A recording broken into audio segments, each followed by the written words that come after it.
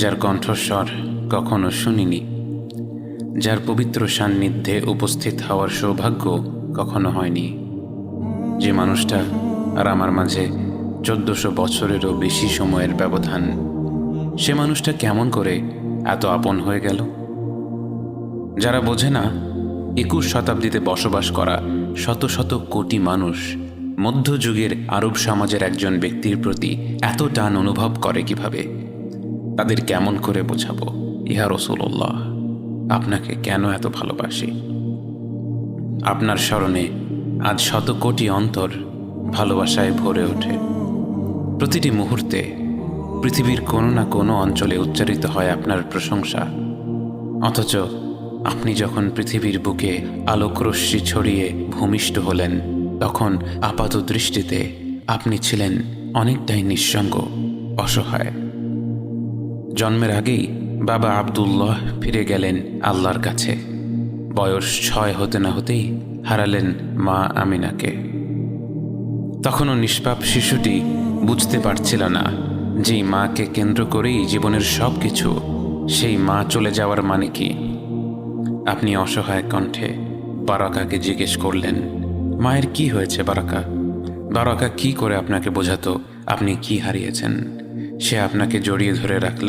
সে অসহ্য উষ্ণ অশ্রুধারায় সিদ্ধ হলো আপনার মুখমণ্ডল। বাবা মারা যাওয়ার পর থেকে যে দাদা আপনার দায়িত্ব নিয়েছিলেন, সে আব্দুল মুত্তালিবও ইন্তেকাল করলেন বছরখানেক পর। আপাত দৃষ্টিতে এ বিশ্বের বুকে 8 বছরের সেই নিষ্পাপ বালকটি যেন ছিল সবচেয়ে একা, সবচেয়ে অসহায়, সবচেয়ে বঞ্চিত।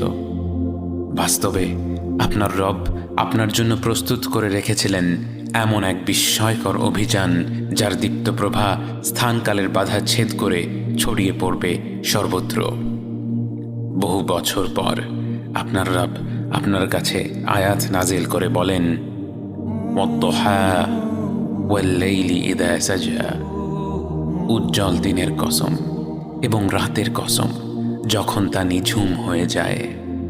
মা ওয়াদ্দা'আকা রাব্বুকা ওয়া মা ক্বালা, তোমার রব তোমাকে কখনো পরিত্যাগ করেননি এবং তোমার প্রতি অসন্তুষ্ট হননি। ওয়ালাল আখিরাতু খায়রুল লাকা মিনাল উলা, নিঃসন্দেহে তোমার জন্য পরবর্তী যুগ পূর্ববর্তী যুগের চেয়ে ভালো। ওয়ালা সাউফা ইউ'তিকা রাব্বুকা ফাতারদা, আর শীঘ্রই তোমার রব তোমাকে এত দেবেন যে তুমি খুশি হয়ে যাবে। আলাম ইয়াজিদকা ইয়াতীমান ফাআওয়া, তিনি কি তোমাকে এতিম হিসেবে পাননি, তারপর তোমাকে আশ্রয় দেননি? ওয়া ওয়াজাদাকা দাল্লান ফাহাদা, তিনি তোমাকে পথ না পাওয়া অবস্থায় পান, তারপর তিনিই পথ দেখান। ওয়া ওয়াজাদাকা আইলান ফাআগনা, তিনি তোমাকে নিঃস্ব অবস্থায় পান, তারপর তোমাকে ধনী করেন। فأما اليتيم فلا تقهر وأما السائل فلا تنهر وأما بنعمة ربك فحدث, কাজেই এতিমের প্রতি কঠোর হয়ো না, সাহায্য প্রার্থনাকারীকে তিরস্কার করো না, আর নিজের রবের নিয়ামত প্রকাশ করো। আপনার রব আপনাকে এই পৃথিবীর বুকে একাকী করে দিয়েছিলেন যেন তিনি, একমাত্র তিনি, তার পবিত্র ভালোবাসা আর মমতায় আপনাকে লালন পালন করতে পারেন। এবং কি অপূর্ব সেই ভালোবাসা, কি অপরূপ সেই প্রতিপালন! মহান আল্লাহর বিশেষ রহমতের ছায়াতলে বেড়ে ওঠা আপনি তাই কখনো শিরকের ধোঁকার শিকার হননি। তারুণ্যের সেই যাযাবর সময়টাতেও আপনি ছিলেন সব ধরনের অপকর্মের ঊর্ধ্বে। আপনার চরিত্রে সবাই এতটাই মুগ্ধ ছিল, আপনার বিশ্বস্ততায় সবার এত আস্থা ছিল যে তারা আপনাকে নাম ধরে না ডেকে ডাকতে লাগলো আল আমিন, বিশ্বস্ত ব্যক্তি। বহু বছর পর যখন আপনি সত্যের পথে আহ্বান করা শুরু করে দিয়েছিলেন এবং আপনার বিরোধিতা করা মানুষের অভাব ছিল না, এমনকি তারা আপনাকে হত্যা করার পরিকল্পনা করছিল, সেই পরিকল্পনাকারীদের ধন সম্পদও আপনারই ঘরে ছিল। তারা যখন আপনাকে হত্যা করতে এসে দেখল সেখানে আপনি নেই, আপনার বদলে সেখানে আলী রাদিয়াল্লাহু আনহু আছেন, তখন আলী তাদের বলেছিলেন আপনি তাকে সেখানে রেখে গেছেন যেন তিনি যার যার সম্পদ তাকে তাকে বুঝিয়ে ফেরত দিয়ে দিতে পারেন। অর্থাৎ যে ব্যক্তিটি আপনাকে হত্যা করার পরিকল্পনা করছিল, তার বিবেচনায়ও তার সম্পদ নিরাপদে রাখার সর্বশ্রেষ্ঠ জায়গা ছিল আপনারই ঘর। আপনাকে যারা জনসমক্ষে মিথ্যুক আর জাদুকর বলেছে, তাদের মতেও সবসময় আপনিই ছিলেন আল আমিন, সবচেয়ে বিশ্বস্ত, সবচেয়ে নির্ভরযোগ্য ব্যক্তি। আপনার চরিত্র আর ব্যবহার এত মনোমুগ্ধকর ছিল যে স্বয়ং আল্লাহ তাআলা আপনার ব্যাপারে সাক্ষ্য দিয়ে বলেন, ওয়া ইন্নাকা লাআলা খুলুকিন আযীম, নিঃসন্দেহে আপনি অবশ্যই মহান চরিত্রের চূড়ান্তে। তরুণ বয়স থেকেই আপনার যে উপস্থিত বুদ্ধি ছিল, সেই গুণেই আপনি একদিন রূপান্তরিত হলেন বিশ্বের সর্বকালের শ্রেষ্ঠ নেতা হিসেবে। যেদিন কাবা শরীফের কালো পাথর কোন বংশের লোকেরা বসিয়ে দেবে তা নিয়ে এক বিরাট রেষারেষি শুরু হয়ে গিয়েছিল, সেদিন তারা আপনাকে আসতে দেখে বলল, ওই যে আল আমিন আসছে, ও যা সমাধান দিবে সেটাই হবে। আপনি মুহূর্তের মধ্যেই এমন প্রস্তাব দিলেন যে সকলে তাৎক্ষণিকভাবে মেনে নিল। একটি বড় কাপড়ের মাঝখানে কালো পাথরটি রেখে সেই কাপড়টির বিভিন্ন প্রান্তে প্রতিটি বংশের একজন প্রতিনিধি শক্ত করে ধরে রাখল এবং সবাই মিলে পাথরটিকে কাবার একেবারে কাছে নিয়ে গেল এবং পরিশেষে সবার নির্বাচিত প্রতিনিধি হিসেবে কাপড় থেকে পাথরটি তুলে আপনি নিজ হাতে কাবার সেই গর্তে বসিয়ে দিলেন। মানুষের মধ্যে বিভেদ দূর করে দেওয়ার আপনার এই গুণ বিস্মিত করেছে মুসলিম অমুসলিম নির্বিশেষে সকল স্তরের বুদ্ধিজীবীদের। আপনাকে কেউ কিভাবে না ভালোবাসবে ইয়া রাসূলুল্লাহ। আপনার মুখে যে সবসময় ছিল এক মন ভোলানো হাসি। আপনি যার সাথেই কথা বলতেন তাকে উপহার দিতেন আপনার সেই অপরূপ হাসি মুখ। আপনি কখনো মুখ খুলে হো হো করে হেসে উঠতেন না, কিন্তু আপনার মুখের মার্জিত সুমধুর সেই হাসিটি ছিল সদা বিরাজমান। আবার মাঝে মাঝে একটু হাসি ঠাট্টা করতেও ভুলতেন না। যখন একজন বৃদ্ধা সাহাবীয়া এসে আপনাকে জিজ্ঞেস করেছিল তিনি কি জান্নাতে যেতে পারবেন কিনা, আপনি তাকে বলেছিলেন, জান্নাতে কোনো বৃদ্ধ মানুষ যাবে না। যেই না তিনি আতঙ্কে কাঁদতে শুরু করে দিলেন, আপনি হেসে তাকে শান্ত করে বললেন, যে ব্যক্তি জান্নাতে যাবে সেই তার যৌবনকালে ফিরে যাবে। আপনার ঠাট্টার বিশেষত্ব ছিল আপনি মজা করেও কখনো মিথ্যা কথা বলতেন না। যাদের সৌভাগ্য হয়েছিল আপনাকে দেখার, তাদের কেউ কেউ আপনাকে সূর্যের সাথে তুলনা করেছে, কেউ কেউ করেছে চাঁদের সাথে। তাদের শব্দ তালিকায় এর চাইতে সুন্দর কিছু থাকলে তারা হয়তো সেই শব্দই উল্লেখ করত। আপনার ঘ্রাণ ছিল মনোমুগ্ধকর, অঢেল পরিমাণে সুগন্ধি ব্যবহার করা ছিল আপনার সুন্নাহ, যদিও আপনার ঘামের সুবাস ছিল সুগন্ধির চেয়েও মিষ্টি। খুব আপন মানুষগুলোর ঘামের ঘ্রাণে এক অন্যরকম মিষ্টত্ব থাকে। যে ব্যক্তি হাবিবুল্লাহ অর্থাৎ স্বয়ং আল্লাহর সবচেয়ে প্রিয় বান্দা, তার ঘামে যে এক অলৌকিক সুবাস ছিল তাকে আর বলার অপেক্ষা রাখে। জাতি, বর্ণ, সামাজিক ও আর্থিক অবস্থা নির্বিশেষে প্রতিটি মানুষের সাথে আপনার আচরণ ছিল অত্যন্ত শ্রদ্ধাশীল। আপনি কারো সাথে কথা বললে শুধু মাথাটা তার দিকে ঘুরিয়ে কথা বলতেন না, বরং আপনার পুরো শরীরটা তার দিকে ঘুরিয়ে তাকে সম্মান দেখিয়ে তার সাথে কথা বলতেন। কোনো দিকে ইশারা করতে হলে আঙ্গুল দিয়ে ইশারা করতেন না, বরং পুরো হাত দিয়ে ইশারা করতেন। কোনো মানুষের প্রকৃত চরিত্র বোঝার জন্য দেখা উচিত সে তার অধীনস্থদের সাথে কেমন আচরণ করে। আনাস ইবনে মালিক ছোট বয়সেই আপনার খেদমতে নিয়োজিত হয়েছিলেন। তিনি বলেন, 10 বছর আমি রাসূলুল্লাহ সাল্লাল্লাহু আলাইহি ওয়াসাল্লামের খেদমত করি। তিনি একটা দিনও আমাকে একবার বকাও দেননি, বরং যখন উম্মাহাতুল মুমিনিন অর্থাৎ রাসূল সাল্লাল্লাহু আলাইহি ওয়াসাল্লামের স্ত্রীরা কেউ আমাকে বকা দিতে যেতেন, তিনি তাদেরকে নিষেধ করতেন। যায়েদ রাদিয়াল্লাহু আনহু যখন দাস হিসেবে আপনার ঘরে ছিলেন এবং তার নিজের পরিবার তাকে খুঁজে পায় এবং আপনি তাকে অনুমতি দেন যে তিনি চাইলে তার আপন পরিবারের কাছে ফিরে যেতে পারে, যায়েদ তার আপন পরিবারকে হতবাক করে দিয়ে বলেছিল, আমি এই মানুষটাকে ছেড়ে কোথাও যাব না। যায়েদের বাবা বিক্ষুব্ধ হয়ে গিয়েছিল, বলেছিল, তুমি কি পাগল হয়ে গিয়েছ? একজন স্বাধীন মানুষ হয়ে নিজের পরিবারের সাথে না থেকে তুমি দাস হয়ে সারা জীবন যাপন করতে চাইছ?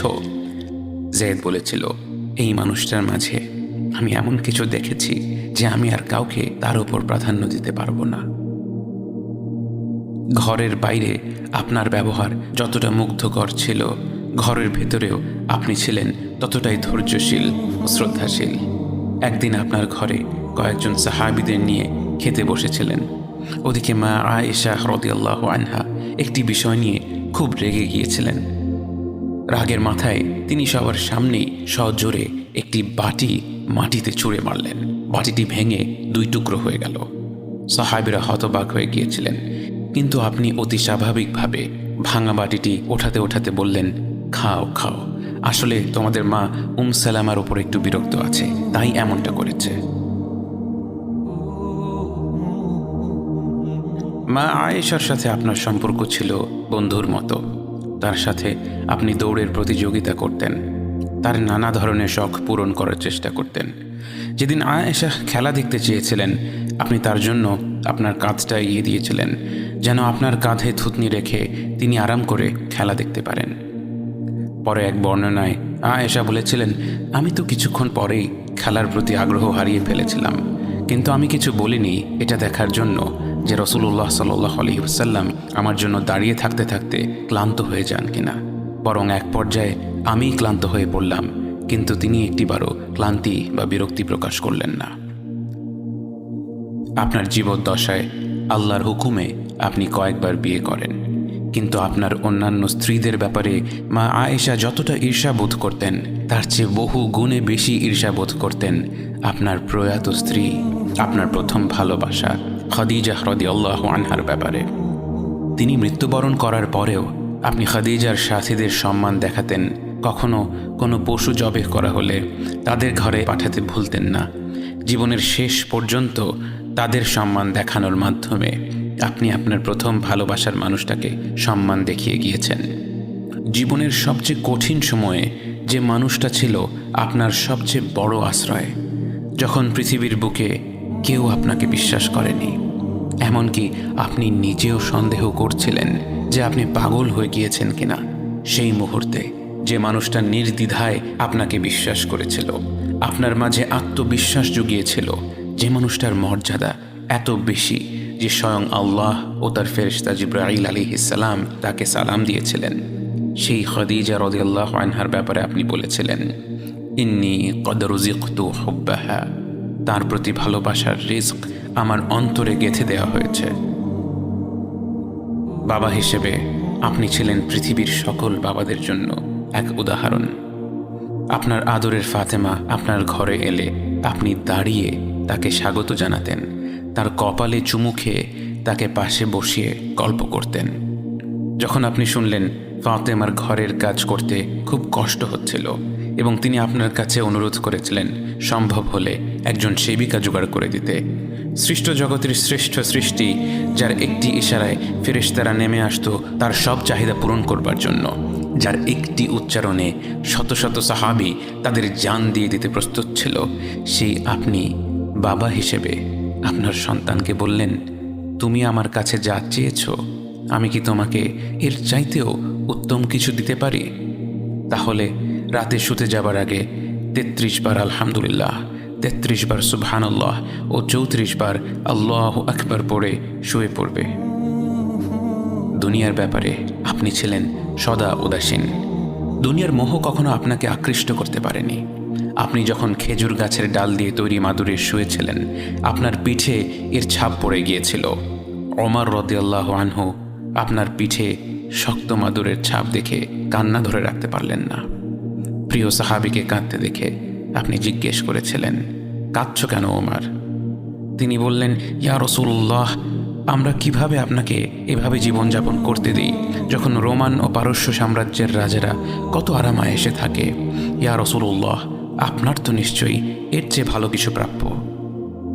আপনি ওমরকে সান্ত্বনা দিয়ে বললেন, ওমর, তুমি কি এটা জেনে খুশি নাও যে তাদের আছে দুনিয়া আর আমাদের আছে আখিরাহ? যেদিন প্রচণ্ড ক্ষুধার তাড়নায় আবু বকর বেরিয়ে পড়েছিলেন, পেটে সারাদিন এক ফোঁটাও খাবার পড়েনি, তাই পেটে পাথর বেঁধে রেখেছিলেন, পেটটাকে চাপিয়ে রাখলে যদি ক্ষুধার অনুভূতি কিছুটা কম হয়। হাঁটতে হাঁটতে তখন তার দেখা হলো ওমরের সাথে, এবং ওমরেরও ছিল একই অবস্থা। পেটে সারাদিন এক ফোঁটাও খাবার পড়েনি, তাই পেটে পাথর বেঁধে রেখেছিলেন। তারা দুজন কিছু দূর হাঁটতে হাঁটতে যখন আপনার দেখা পেল, তারা দেখল আপনার পেটে তিনটা পাথর বাঁধা, কারণ পৃথিবীর শ্রেষ্ঠ মানব, আল্লাহর সবচেয়ে প্রিয় বান্দা গত 3 দিন ধরে না খেয়ে আছেন। অথচ আপনার মুখে এক মুহূর্তের জন্যও কোনো অভিযোগ ছিল না। যদি কখনো কোনো খাবার আপনার পছন্দ হতো, আপনি তার প্রশংসা করতেন। পছন্দ না হলে সে খাবারটা আর নিতেন না। কখনো রান্না নিয়ে সমালোচনা করতেন না। ভালো খাবার থাকলে আল্লাহর প্রতি কৃতজ্ঞতা প্রকাশ করে সেটা খেয়ে নিতেন। খাবার দাবার না থাকলে হাসি মুখে বলতেন, তাহলে আমি রোজা। তায়েফবাসীরা যখন আপনার আহ্বান প্রত্যাখ্যান করে, পাথর মেরে আপনাকে এমনভাবে রক্তাক্ত করে ফেলে যে আপনার জুতোর সাথে পা আঠার মতো লেগে থাকে, আপনি প্রায় অবচেতন হয়ে যান।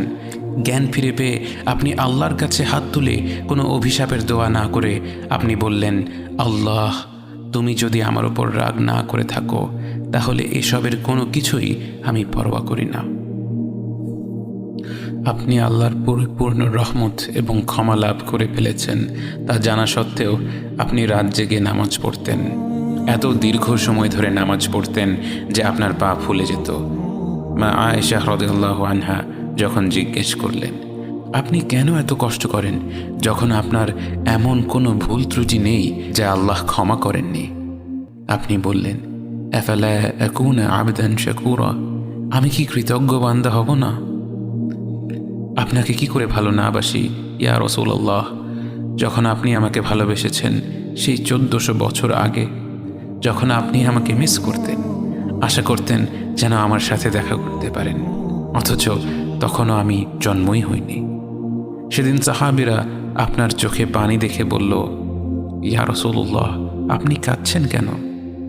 আপনি বললেন, আমার ভাইদের খুব দেখতে ইচ্ছা করছে।